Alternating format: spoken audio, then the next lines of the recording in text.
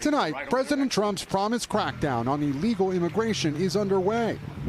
We get a first-hand look in Chicago, riding along with ICE agents at dawn. We are putting more resources towards enforcement now. The first stop, an apartment complex. No one answered the door.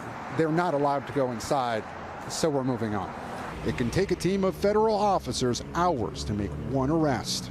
I think on this team we're close to 10. Close to 10. Yep. Just going after one suspect. That's a lot of manpower. It is. We're now heading to the northwest part of the city. Yesterday, they couldn't find one particular 25-year-old from Mexico with a lengthy criminal history. But this morning, a surveillance team has just seen him at work. When we arrive at a tire shop, 25-year-old Christopher Lara is arrested outside. ICE says he has a criminal record, including home invasion and aggravated battery. Agents lead him away in handcuffs. A resident here telling us he supports President Trump's deportations. I don't mind an immigrant, but if they're breaking our laws, they don't need to be here.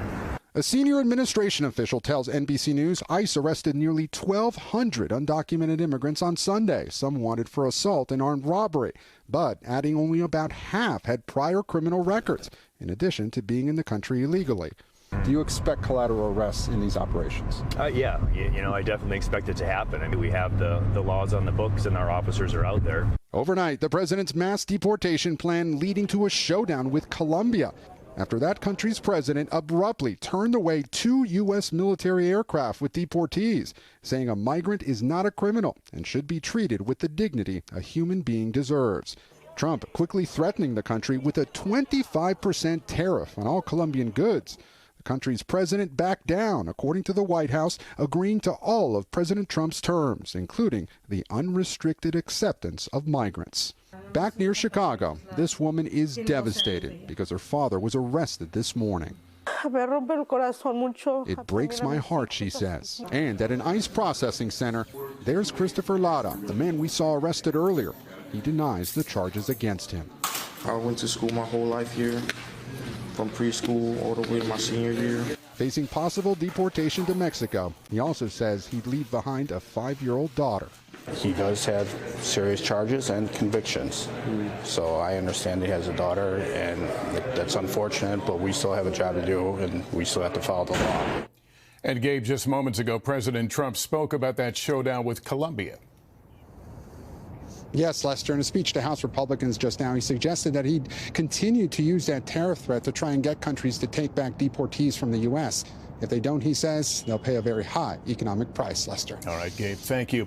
And late today, multiple Department of Justice officials who prosecuted President Trump were fired by the new administration. Kelly O'Donnell has late details. Tonight from his Doral Golf Resort in Miami, a House Republican team meeting. In a single week, I've taken over 350 executive actions. As President Trump asserts his government makeover. I also signed an order to end the weaponization of our government against the American people. New tonight, a number of Department of Justice lawyers fired by the acting attorney general for playing a, quote, significant role in prosecuting President Trump. And new reaction after the president removed more than a dozen inspectors general, the independent watchdogs at agencies. While presidents hire and fire IGs, President Trump failed to provide required 30-day notification to Congress. Mike Ware is one of those dismissed. We're looking at what amounts to a threat to democracy, a threat to independent oversight. New policies for the Pentagon.